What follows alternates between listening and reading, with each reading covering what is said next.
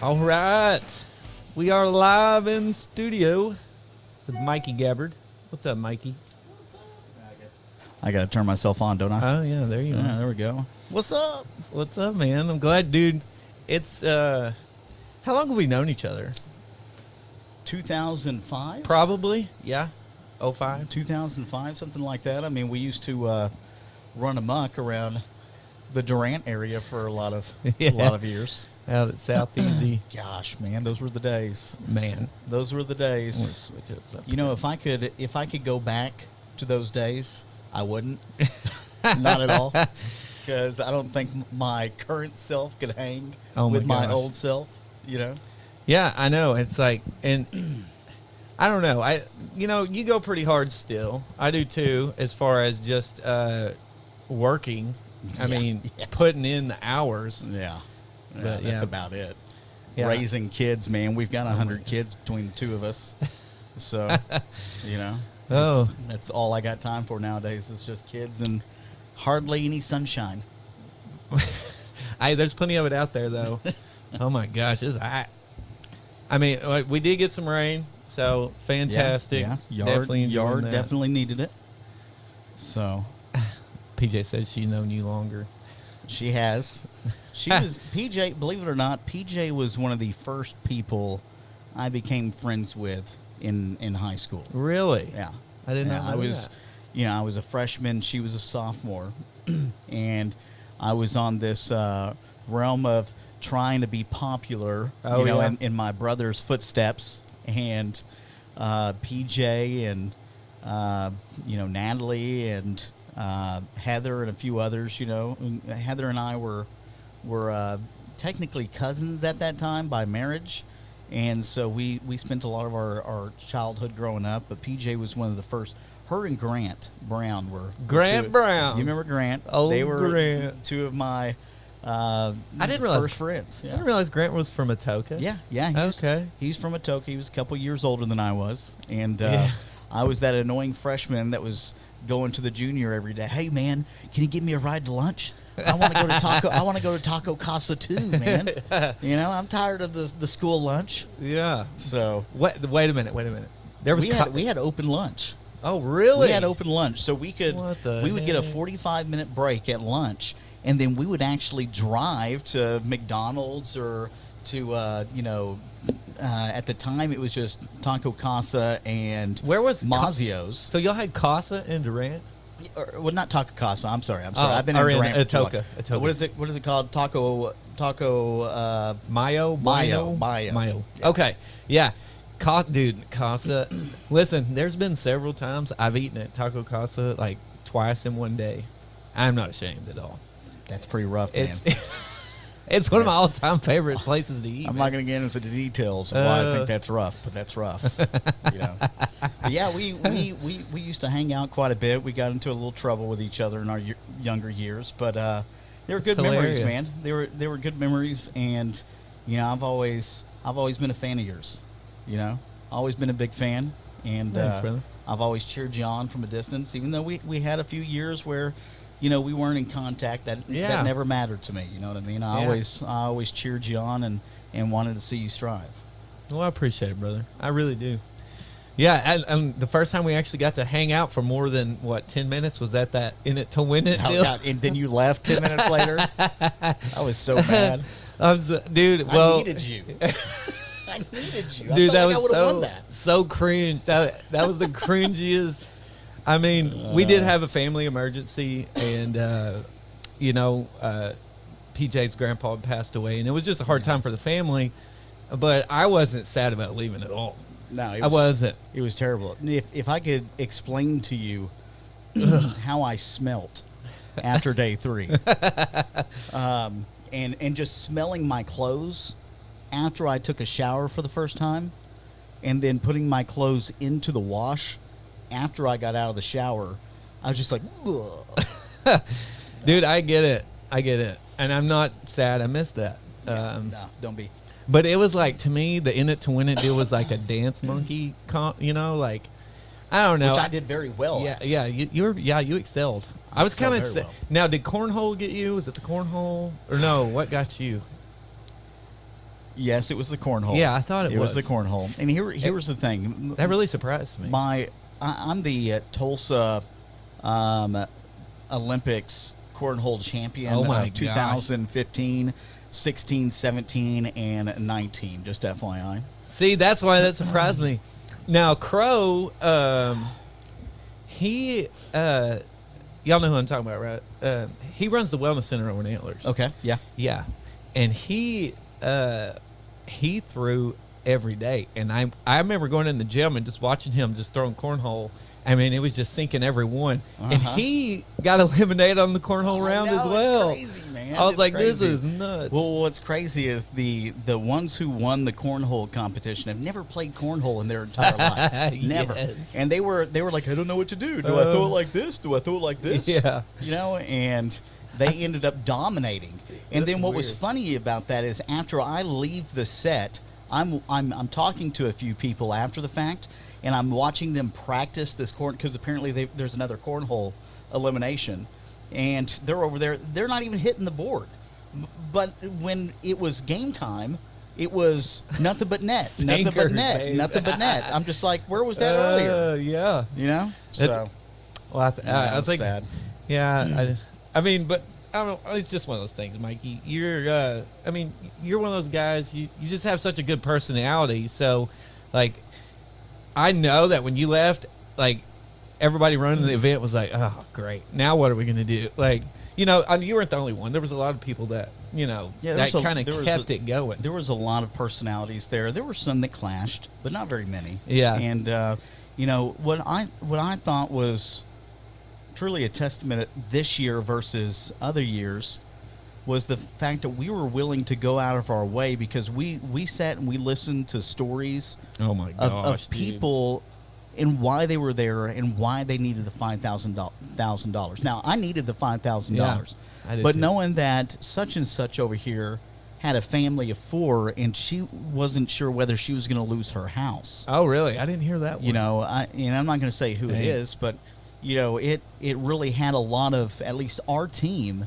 sitting here thinking, well, I'll jump on the bullet Yeah. for you. Yeah. And a lot of that happened. We were jumping on the bullet for these other people that we thought needed the money, and that we would have won the money. And to be honest with you, there was a couple of people there that I sat there and thought, if I win this $5,000, I'm giving them their mortgage payment. Oh, that's you know, awesome. that's how. And I know that wasn't just me. There was other people that were feeling the same way. And when I say other people, I'm talking 70% of the people that were there. I mean, that's how incredible it was. Yeah, there was a lot of good people. There was a lot of prayer and worship there, by the way. That was really, really awesome. Oh, wow, that's So, awesome. But yeah, you know, I haven't always been the go-to, you know, in regards to lively energy. I've faked a lot of it over the years. Yeah. You know, and we'll get into that here in a bit. But you know, it's.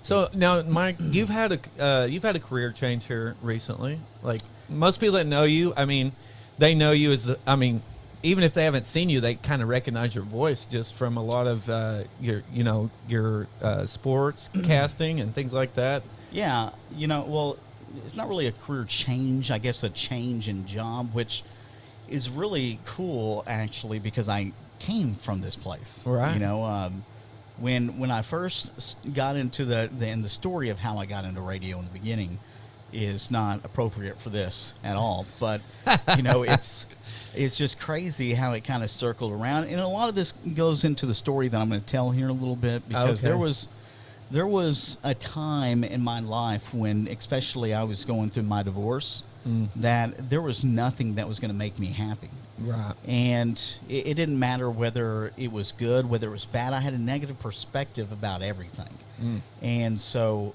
you know, I left the job that I'm at now under negative terms and negative perspective, and went into a place that just I didn't want to leave. I felt like I had to leave, and then I was there and I was miserable. And luckily enough, I had a good enough relationship with the owner. You know, he's kind of, you know, my second father in a sense in not just the business, but in life. Wow. And, you know, he had been begging me to come back, and finally I just did it. And so, yeah, I'm back. doing radio, do Mix 96.1 out of Durant in the morning. I am that's a big deal, man. Today's top hits DJ. Right, I'm in the know, you know. And then that morning spot's a pretty it's a pretty big deal, dude. you know. You gotta be a big personality for it. I don't know how long I'll keep the job, but you know. Well, I mean, listen, if I still lived in Durant, I would listen to you. I would turn my radio on. You know what I mean? I haven't turned my FM radio on in a long time. Let me guess, Sirius? No, God, no. I just do YouTube audio music. tapes. Yeah, cassette. You just put it in the cassette tape. Bro, okay, let me back up here. When we went to Southeastern, now did you major in radio communications or any type of communications? Kind of. Okay. I majored probably more in partying than I did anything. Yeah, I know. But, yeah, I was there. But yeah, a little bit, and then I dropped out. See, what a lot of people don't know is I dropped out of school. It was a very tough time for me, and I moved to Dallas and eventually to Houston for a few years. Oh wow, I didn't realize you moved down there. Yeah, well, there was an incident. You know, long story short, one of my good friends from college shot himself, and you know, I was playing baseball. Yeah. College baseball, and yeah, you were an athlete, bro. And not anymore.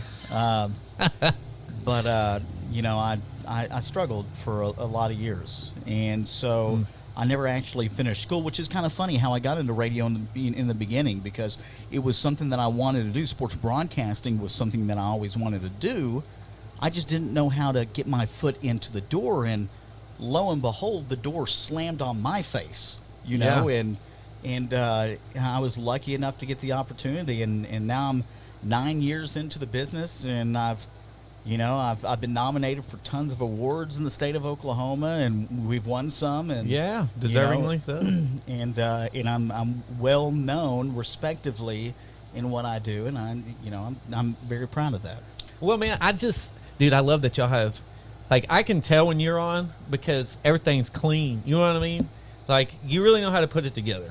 So it makes it so much easier to listen to a broadcast. Like whenever you were broadcasting like a lot of the Atoka sports and stuff, you just knew that whenever you were on, you're going to get that clean, like, and I know that just doesn't come overnight. Like, it took years of polish and I was scared to death that first time. I couldn't tell you where the 20-yard line was, the 10-yard line. That's the thing. Like that first championship baseball game I did, I said the ball's going back, and it's off the out of bounds wall. And they're like, "What's the out of bounds wall?" It's baseball. It's a wall. So yeah. Anyway, hey, listen. As long as you get excited and keep people listening, it doesn't matter. As long as you didn't say like touchdown or something. I'll like never live that one down. By the way, if there's any Atoka people watching, that's they know what I'm talking about. Yeah, it's funny how they only remember some things like that. Yeah.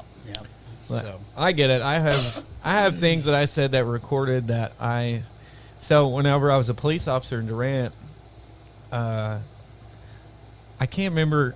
I was on the phone with my mom or somebody, but I was trying to talk on the phone and on the radio at the same time, and dispatch sent me to a call, and I was right down and I was trying to get off the phone, and my buddy hollered at me. He's like, "Hey, 58, you en route?" That was my badge number, and I'm like, "Yeah, I love you." Like, I told him I loved him. 10-4. Dude, like, everybody was on and off the radio, and then just radio silent for like a good 15 seconds, and then dispatch. That sounds just like me, though. Oh, dude. That sounds just like something I would do. Yeah. If it's not awkward, I'm not doing it. Yeah.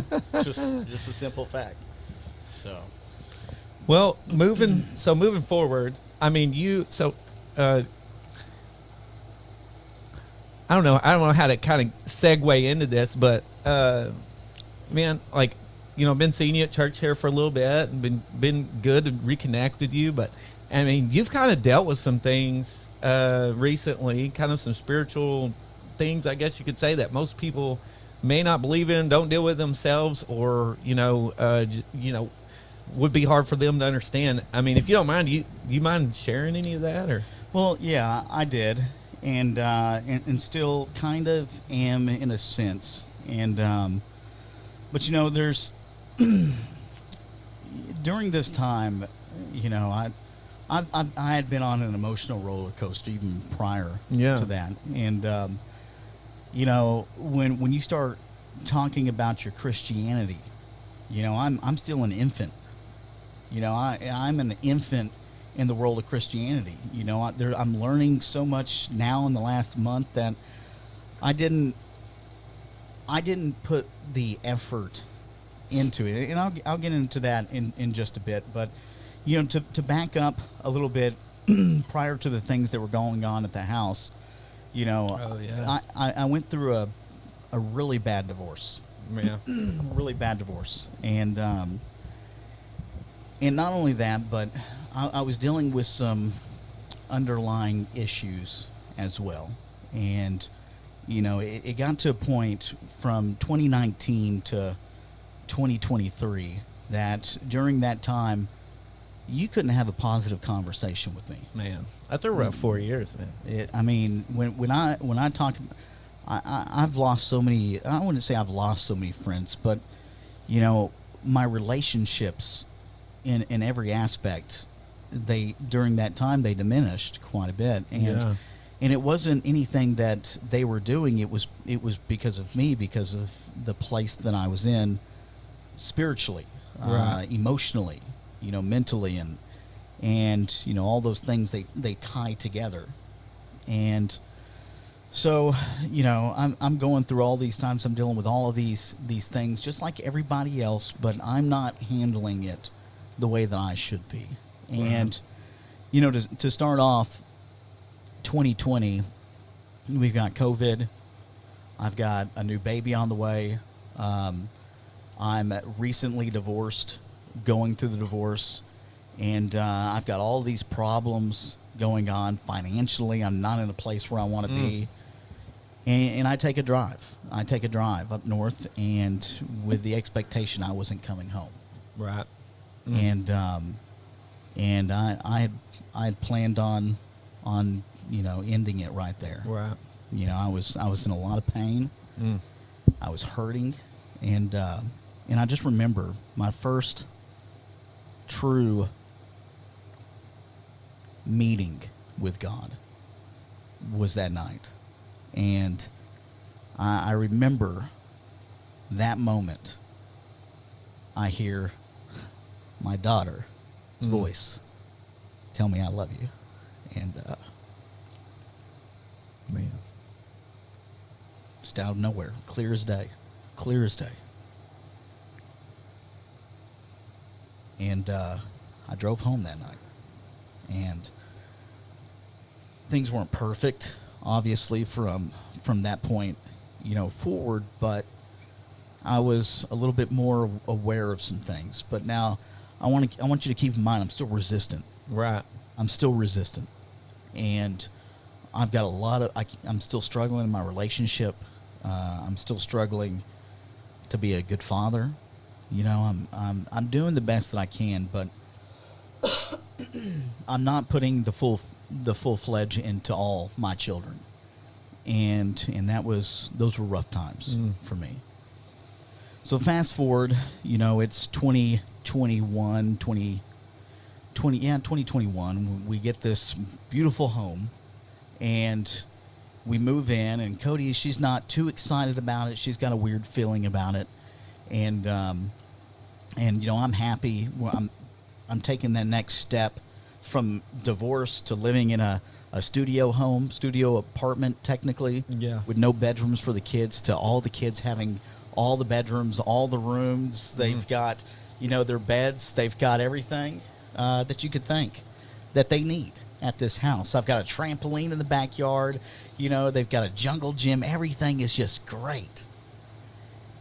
But I'm still struggling, you know, and some weird stuff started happening when we were there. Now, I can't attribute to whether this was going on before we got into the home or whether it started after we got into the home, but it doesn't really matter. Right. You know, we started having some weird things happening at the house from the very start.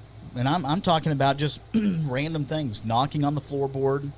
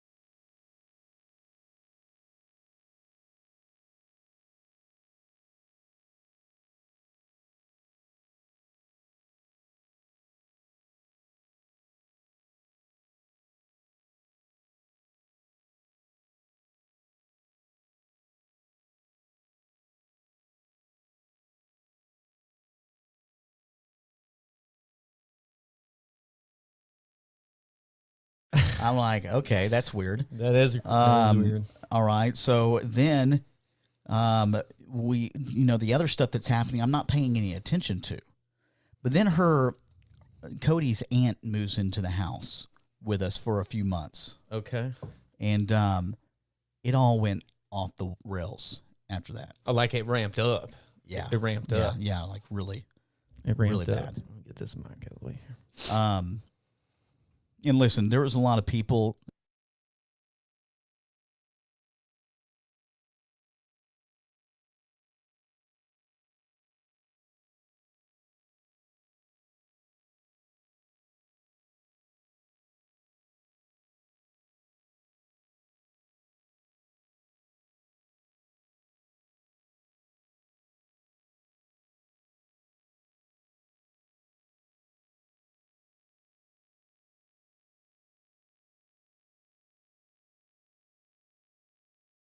It's real, and we even caught audio on it.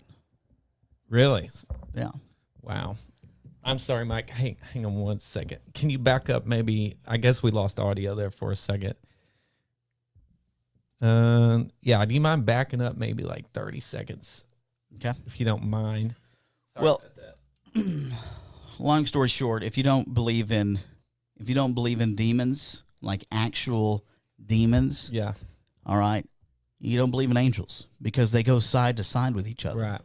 You know, if you believe that angels will come and spare you, or if you believe that angels are there to protect you, you should very well believe that there are demons there to hurt you. Right. To do the opposite. or to try to hurt you. Now, the one thing I didn't know in the very beginning of all this is that, God gives us the authority right over these powers. Amen. And when her aunt moved into the house, she started getting really sick, and there were some weird things going on, and I'm not going to get into too much of that, but the emotions in our house were always high. They were never mellow. They were never under control, and there was nothing that we could do. And I remember the very first day, and I never put this two and two together, but the very first day that we moved into that house, Seraphine jumps out of her bed. Now, this is your daughter. Seraphine, How old was she? She was probably 5 years old. Jumped in. This is bunk beds. She's a little bitty girl. Yeah. Scared to death. She jumps out of the top bunk and stumbles to the ground. I mean, a big thump. You can hear it. Ugh. And I jump out of the bed and I run to her bedroom and look, and she says, "Dad, there's a man in our room." And I turn on the lights, and there's nobody there. I'm like, "Baby, it's a new house.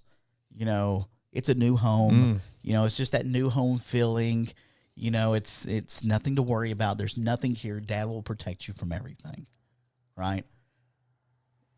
I never really put that to everything I'm about to tell you what happened, took place. So, year goes by. Peggy moves in. It gets to the point where we start feeling things. And I remember like physically or emotionally, like a little bit of both. And I don't know how to explain it because it's so different from anything else that I've ever felt. I'm talking about watching TV and feeling like somebody's standing over you. Ooh, yeah. The hair on your back sticking up and the thumping. Now, I spend a lot of time at the house by myself.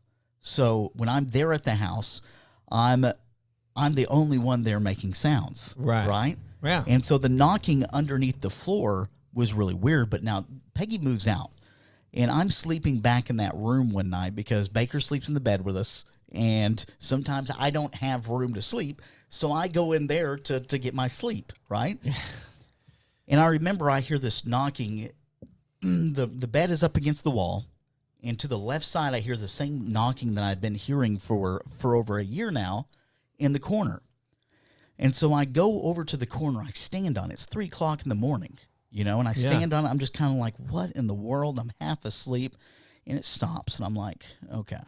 But you hear knock, knock, knock, knock, knock, knock, knock, knock, knock, just over and over. And so I walk over to the other side of the bed, and I pick up my phone, and I look at my phone. And as soon as I look at it, the knocking starts under my feet. Like when you're standing on the floor. I'm standing and on the floor. You can feel the knocking. I can feel the knocking underneath my feet. Bruh. Literally underneath both of my feet. Oh, my gosh. And at that point, I said, I think something's here. And so I move over to the living room. And I go to the living room, and I sleep on the couch in the living room. And I'm there for like 15 minutes, and I had just closed my eyes, and something hits the back of the couch. Dude. And now I've got this weird, eerie feeling on my body that I cannot explain to you. So eventually I went to sleep, and I'm telling you, nightmares started up at this time. And nightmares, I'm talking about children with fiery eyes chasing me through my house, type of stuff. I mean, it was weird. It was weird. Yeah, that's bizarre. And I couldn't really ever put a finger to what it was. A couple months go by, and at this point, listen, I'm still trying to debunk this. Yeah. It's not real. It's all in my head. It's hard to process, It's all in my head. But it was Easter of last year. Now, Or not Easter of last year. It was Easter of this year. I'm sorry. This year. And how long had you been there at that point? Going on 2 years, over 2 years now at this point. That's a lot of harassment, I guess you could say. And here was the thing. We were so blind to it. It had been there the entire time. Right. But we were blind to it, and especially me. Cody always said she felt like something was there. The girls, the girls always thought something was there.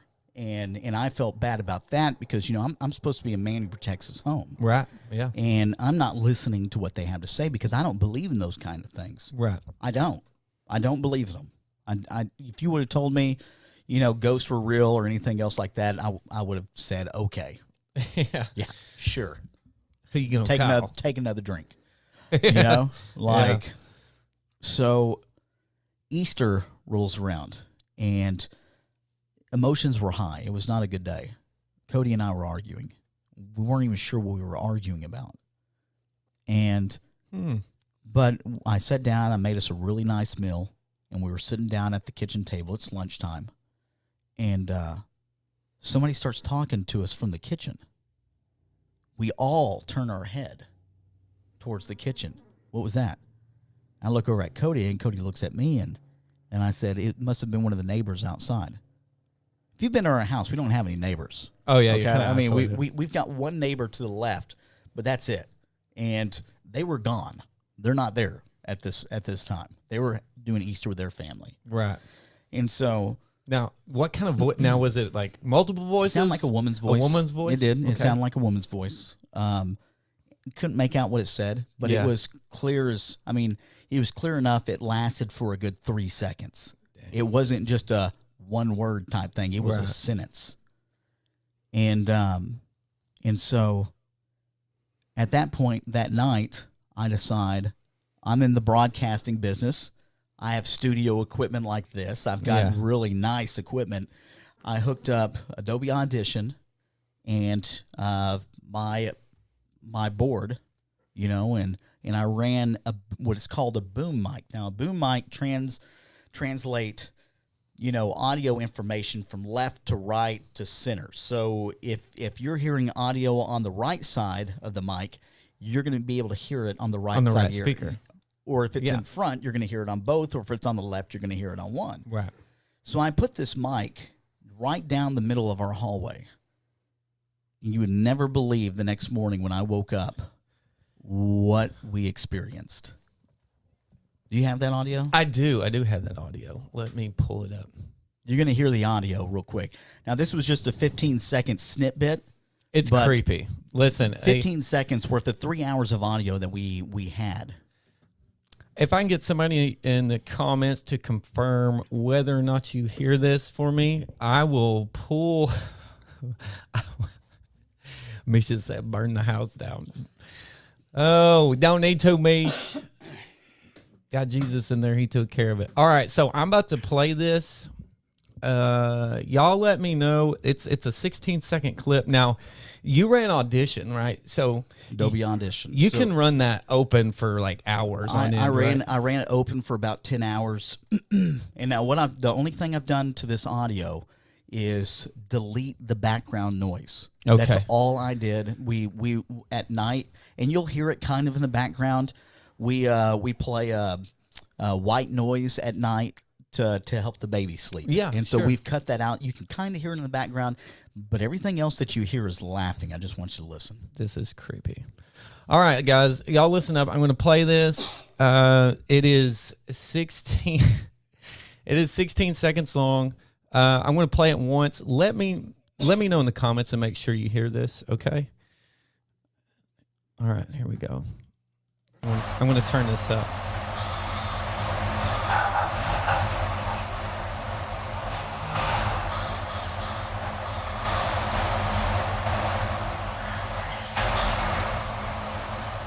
Play that one more time. That part right there. That is creepy. Because you can hear her talking. It sounds like I'm gonna see you off or something. I can't really tell. Okay, sound is good. We're gonna play it again. Let's see. Here we go. If you don't want to listen to it, mute your mic right now. It is creepy. You can hear like breathing, laughing, and it's breathing. almost like they're talking. If you listen to it from the start, it's constant laughing from the start to finish. Bro, that's creepy. All right, here we go. One more time. I'm gonna turn it up.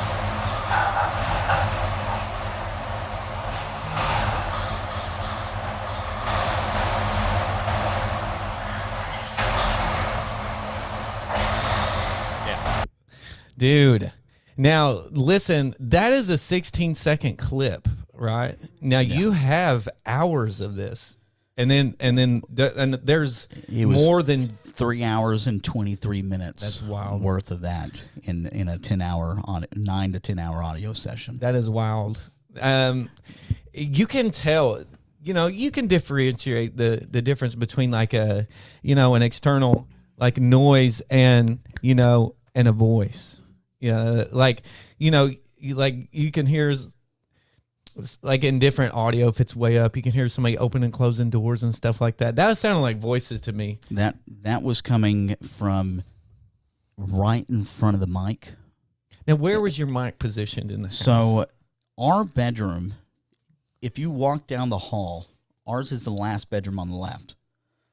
The kids' room is the last bedroom on the right. So just right across. And then the next bedroom up is another kid's room, my office. That's where I actually ran the audio in from.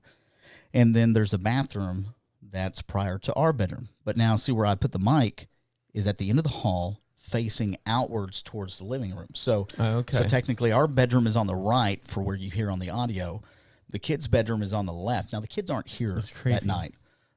It was just me, Cody, and the baby. And so Baker. And so anyway, we put that audio there. The majority of the audio sounds like it's coming from our bedroom. Yeah. The rest of the audio is coming from in the hallway and right in front of the mic. It was like the majority of the audio that we heard, it was mocking me. Really? Through the mic. Like what was it? It was getting into the mic and just going, oh, really? The entire time. Dude.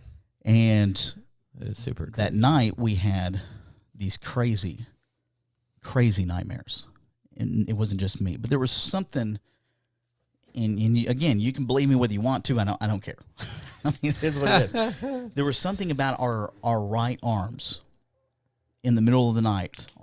Somebody's right arm would raise up in the middle of the night. Baker's did it. Cody's had done it.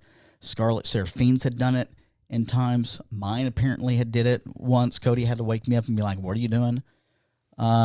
But our right arm would raise up, and then there would be occasions that I would find myself on the end of the bed, sitting upright, talking.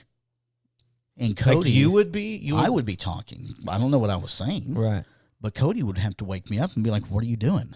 Now, had you done stuff like that before? No, never. Wow. Never. And well, as soon as you say that, right hand, that's, so I'm thinking biblically here. And so the right hand, the right arm is always a symbol of authority, of your individual authority, of the authority of a king, of the authority of a ruler. So to me, if that is in fact some type of some type of demonic entity messing with y'all with moving your right hand, it's basically saying like, I have your authority, right? Like he's, I guess that would be, if it's just the right hand and that's peculiar, it would, it would just be like he was mocking always. y'all almost like, oh, you're going to use your authority? I don't think so.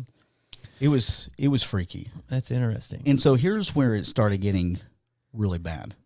Okay. Right, real quick, Mikey. Go ahead. Can you move your mic a little bit? I know you're used to radio, but right we here. can't I'm see sorry. you. Oh, okay, my bad. Sorry, that's my fault. I have an ugly face. Don't worry. I know you got a didn't wanna face say it. for. I got a face for radio. Yes, you were gonna say it. I just finished it for you. Da-dum. All right, sorry. All right, here we go. Here's where it got really interesting. I called Raymond, and I said, "Hey." For those of you who don't know, Raymond is our pastor, our preacher.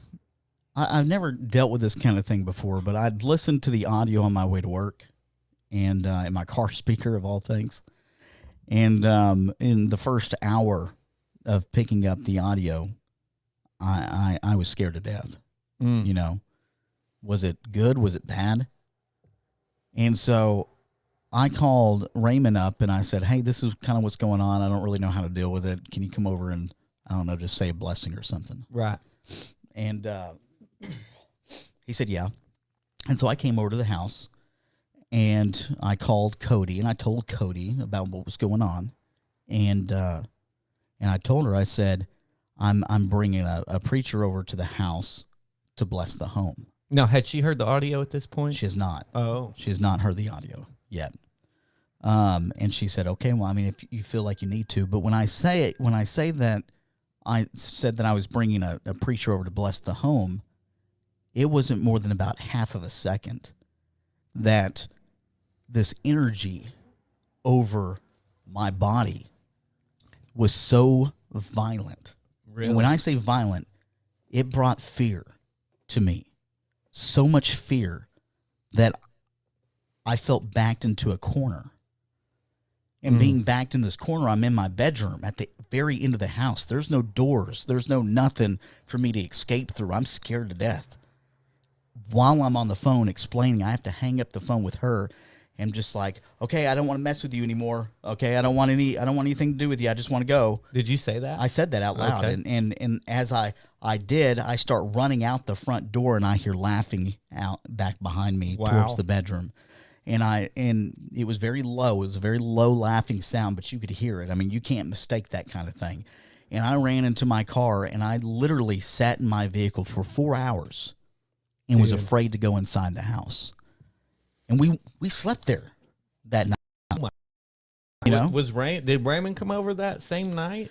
He didn't come over that day. He came over the next day. So you had to go back in there. We had to go back in there. And when I say that from that point forward, it was so intense. You could feel the energy in the house. Whether you had been in there before or not, you could feel the difference between being outside and being inside. Mm-hmm. It was so heavy and it was so negative. The energy in that house was so negative.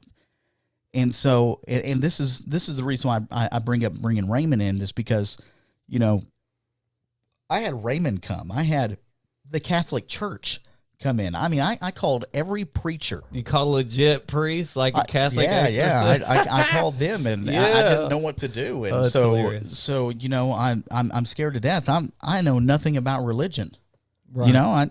I sit here and, preach to my kids, hey, God's real and this and that, but I don't know anything about God. I don't. I've been a depressed, broken man for the last 5 years. I don't know anything. And all I look at in this is another negative in my life. Right. One more thing. Right. And so what was really depressing, and I'm not going to call anybody out, but there was a lot of churches around this area that I called up and like, I need somebody to come out here and bless the home. This is what's going on. And they straight up just didn't believe me. Oh my gosh, bro. I'm just a small town preacher. That's what they would say? Yeah. Dude, that's pathetic. I'm sorry. Wow. I think that's the part that bothered me the most. Yeah. Is because I felt like and I know I made some posts, about this and that. And I know there were some people, I've already heard them talk about, what's going on with Mike. It's like he's lost his mind. I did. I lost my mind.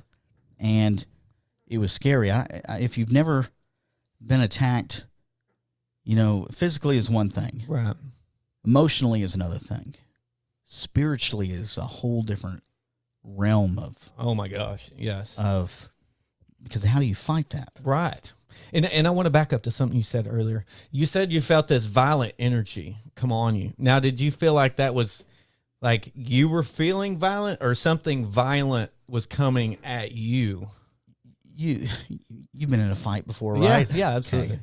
You know that feeling you get prior to a fight? Yes. That straight adrenaline, just that I've got to protect myself kind right. of feeling. Yeah. That's basically the feeling. But now take that feeling and intensify it times 20. Wow. I mean, I felt numb. It's like I couldn't move. I don't know how to explain it other than I couldn't move. Man. So it's crazy that everybody's dealing with this, right? It's not just you, it's you, Cody, the kiddos, like everybody's seeing stuff, everybody's feeling stuff. There's clearly a presence there. And then you hit this point, and to me, it's like makes the demons laugh even more because now you're like, hey, this is happening, and people are like, yeah, sure it is. Yeah, good for you. Yeah, maybe you got a gas leak and y'all are all, We're all just y'all high on in gas. There. Yeah, and then you go to the preacher and like, we don't do that, Yeah. Like, really, guy? The Catholic Church, when we talked to them, they were like, oh, yeah, this type of thing happens all the time. It was just like taking an AT&T order. Like you're going to AT&T. Okay, what's wrong with your phone? All right, let's take a look here. Yeah, some of your settings are wrong. So here's what we're going to do. We're going to pray a few times. We're going to do the rosemary and and believe it, I did the rosemary for a good 3 weeks in our house. Praying in front of the TV because we didn't know it. So we had to, YouTube it to know what it was. If you're Catholic, don't be offended. No. But I mean, to me, that's hilarious. But here's the thing about that. Because it doesn't. I could have done 1,000,000 Hail Marys. Right. And when you're dealing with that kind of thing, it's attacking you for a reason. It feels like it's got authority for some reason. Exactly. Well, and it's probably something that you're doing in your life. Yeah. That it's grabbing a hold of and saying, I've got authority because of that. Right. And I didn't realize that until Raymond. Right. And I've got to give big props to Raymond. Shout out Raymond Humphrey. Raymond has done so much for me and my family spiritually that I could never repay that man. He wouldn't take it if you did. I know. But it's all of this is going on, and I remember Raymond would spend a lot of nights at our house till 3 a.m. praying. Who would? With me? Raymond. Oh, wow. He would. It was that's to the point. That's awesome. We had and not all my family, but some of my family kind of threw us, to the curb and understand, and not in a vindictive, mean kind of way. It's just they didn't want to deal with that kind of stuff. Sure. And they all have families, so we don't really have anywhere to go. And it was getting so hot that we leave the house and we stay at my sister's, who doesn't live in town anymore. And we stayed at her place for a good month. Meanwhile, I'm going to the house and I'm praying every day. I don't know what I'm praying about. That's awesome. I mean, you're there, right? I'm there. I'm praying, but I'm still such an infant in Christianity. It's.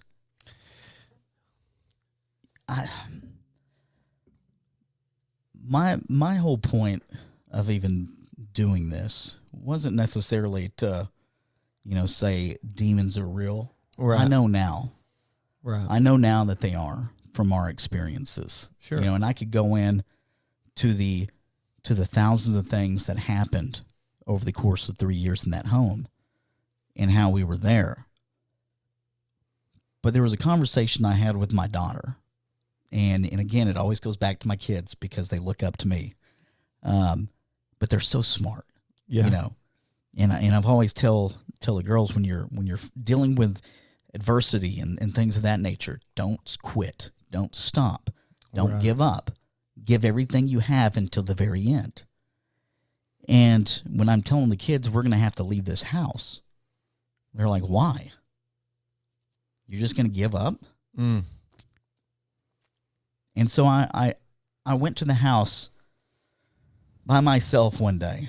Energy is high again. Like the presence. Yeah. Yeah. And I remember I fell on my knees that day and I went into prayer.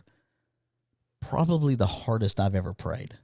And not even knowing at the time what I was going in to pray about. It wasn't even my goal to go in there and pray. My goal was to go in there and grab a few things. Right. And just get the heck out of there. But in the middle of all of it, I dropped to my knees and I just started praying. Mm. And I started asking God for strength and for me to have the mindset to not fail my children. And so, come on. You know, Scarlett, I got to give her a lot of kudos for that, you know, because she could have been just scared and like, I want to leave, Dad. Right. But no, she was like, "You're not going to fight this thing?" You know? Now, is Scarlett the oldest? Scarlett's the oldest. That's what I thought. You're not going to fight this thing? You You know? And so, yeah, we went into prayer really, really hard for the next month. Man. And eventually it was gone. Wow. You know? And it had been there for a long time. People who had lived there prior had issues, apparently, bet. with this. And, you know, our mentality was if we were going to leave, we weren't going to allow this thing to stay. That's you know, awesome. I mean, that Allow the next person with kids to have the same problem. And that was just, you know, to me, that was very important, is to not give up and to really utilize the newly found faith that I had found during this time. So, dude, that's awesome. I'm proud of you, Mikey. Proud of you for sharing that, for one, because that's a bold move. Honestly, it shouldn't be, you know, but the day and age we live in, you know, people just want to mock, they want to make fun, they want to do this, they want to do that, or throw you in a mental institution. Yeah, that's how we felt. Yeah, that's how we felt. Yeah, it's almost like claiming, you know, you were abducted by aliens. You know, it's like there's such a stigma. Now, if you're, you know, quote unquote, you know, real Christian, you know, filled with the Holy Spirit, and you read the Bible, you understand that this is normal. This is normal Christianity, you know, unfortunately, that, and it's all through the Bible. You know, demons can indwell places, they can indwell people, even animals. Oh, there's so much in the Bible about it too. Right. But they have to have a legal right to be Correct. there. Yeah. Which makes me wonder, like, what happened in that house, bro? Well, you know, something happened. Regardless of what had happened, I guess what happened didn't really matter. You know, at the end of the day. Yeah, when Jesus shows up and the authority. We had heard of some things that had happened. We can't guarantee what had happened. Right. It was there prior to us moving in.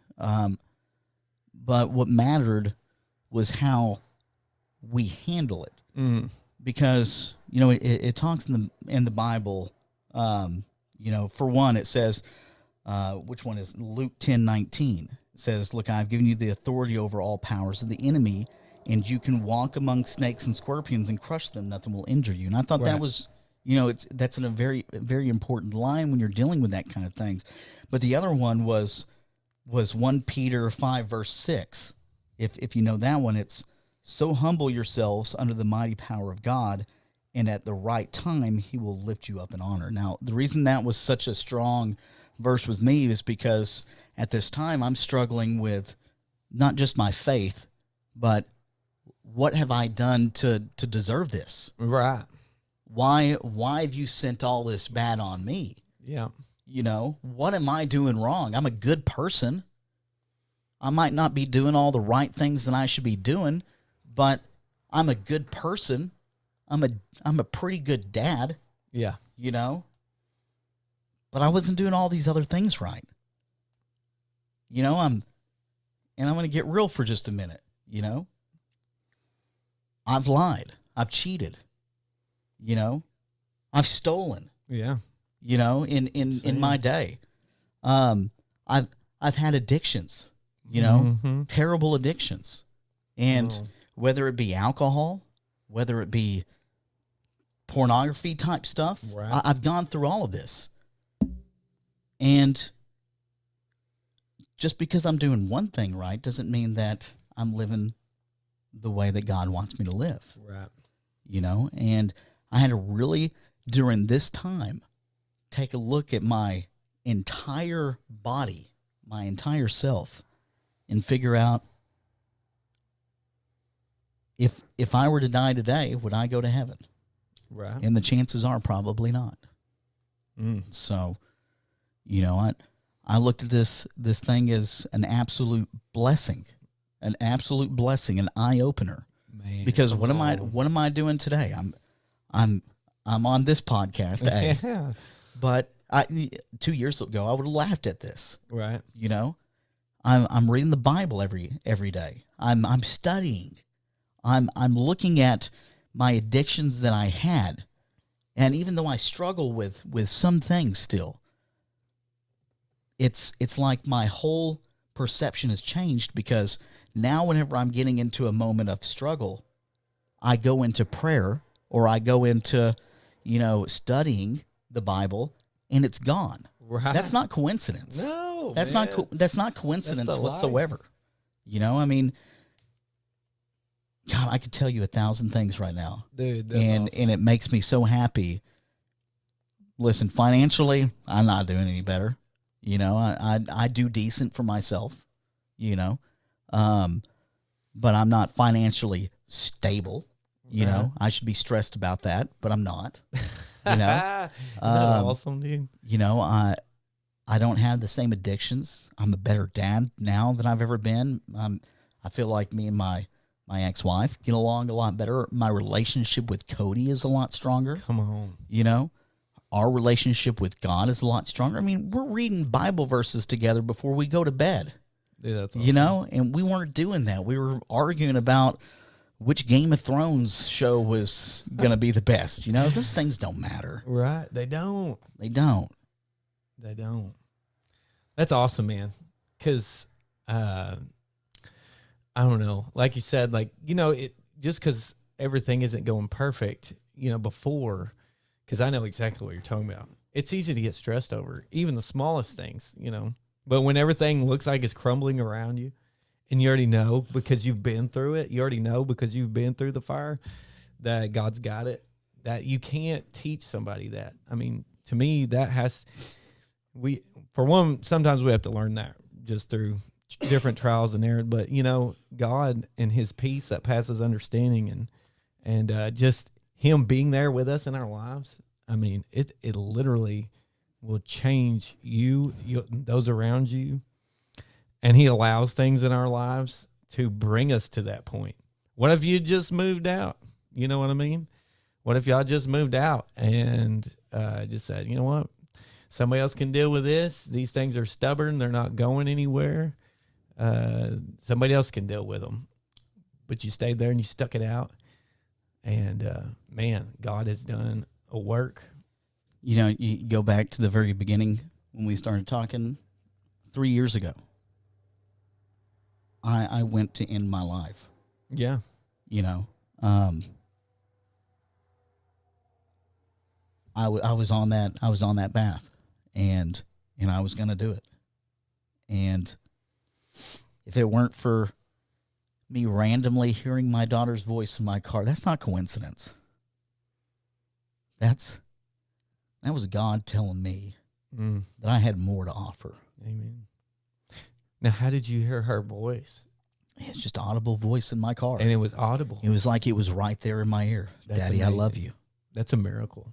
It really is. That is an absolute supernatural miracle. I was crying so hard, you know, and I was so emotionally just detached. But it was that moment that I heard her voice in my ears. It's like everything mentally changed. Now, did everything get perfect? Was everything perfect after, you know? Is everything perfect now? No. but it's slowly gotten, and again, I keep saying this, and it's true. I'm an infant in Christianity, but I've got a clearer vision now, and mentally I'm so much more happier. Amen. Than I was 3 years ago. And my smile, it's not fake. Right. It's real. It's real. And I've always been a goofy, laughing type, jolly person to be around, but for the last 7 years, it was fake. It wasn't real. And I did a lot of things to hide pain. And one thing I have learned in all of this that has taken place is that it's okay to make mistakes. Right. It's you own up to it. God is more likely to forgive you if you forgive yourself. Right. And I spent a lot of years trying to forgive myself for things that I had done in the past that I've got no control over now. It's done. Right. I have to forgive myself. Doesn't matter what it is. That's powerful. That's hard for a lot of people to do, myself included. I could forgive somebody else all day long for doing this, for doing that, put me in this situation, stealing from me, cheating on me, doing all these other things that, that most of us have had to go through in our lives. I can forgive somebody else. But forgiving myself for something like that, and, the enemy will always bring those things up. I have to constantly rebuke thoughts. Like, I remember stupid stuff I did from middle school, high school. I'm like, can we just forget about this? Right. But obviously, I've learned to now speak to those things, cast down those thoughts, and stand in the authority of Jesus, and it goes away. But, man, what a powerful testimony. You're definitely not alone, man. Man, such a powerful testimony you bring. We're kind of running out of time, Mikey. For anybody out there right now that could be dealing with what you dealt with in your home or dealing with what you dealt with prior to all these things happening, do you have any advice specifically for them? Again, it would be forgive yourself for, any sins that you may have been, that you hold against yourself or against others, being able to forgive others, And that's important, but, again, prayer is what got it out. Right. The awareness of God is what got it out. And so just be aware. Amen. Every day. It doesn't matter what you do. Be aware of your faith or your lack of faith. Right. And find a way. Oh, that's a good one. Find a way to better your life with God. Right. And He is in control. He is. Coming up, our country is looking like we're in trouble with this election, with politics, with the economy, and all this stuff. Like, how do you tell somebody it's going to be okay if they don't have Jesus? But remember this. It doesn't matter who you vote for, all right? Because when you get to the pearly gates, God isn't going to ask you whether you're a Democrat or Republican, okay? He's not going to ask you, all right? Real. Stop fighting about politics, all right? Because at the end of the day, God's going to say, what did you do that gets you through these doors? He's not going to ask who you voted for. Boom. I think he mic drop that right there. Mic drop. Mic drop. All right, guys, we're getting out of here. Man, I just want to thank you again, Mikey, for coming on the podcast. Thanks for having me on. Yeah, it's good to see you, man. Yeah. Go back a long ways. I'm going to pray for you guys, and we're getting out of here. Father, I thank you for everything you're doing. I thank you for every single person that clicked on this. I pray that, Holy Spirit, you would speak to them in your own way, that you would bring about their deliverance if they're in need of delivering, and that you would just encourage them, give them your peace, bless them, Father. I ask them, bless them, especially in these times that we have to come. I pray that you would just be with them and walk with them, order their steps, ask in the name of Jesus. And I just pray for Mikey. I just speak to a blessing over him and his family, and that you would continue to guide their steps, and that they would fulfill your calling and your purposes that you have in their lives. And I know you're doing great things with Mikey, and Father, I just claim right now in the name of Jesus that he would fulfill his purpose, that you have laid out for him and reach the thousands that he's supposed to reach. So thank you for that in the name of Jesus. We just worship you and we praise you. Amen. Amen. All right, guys. Love y'all.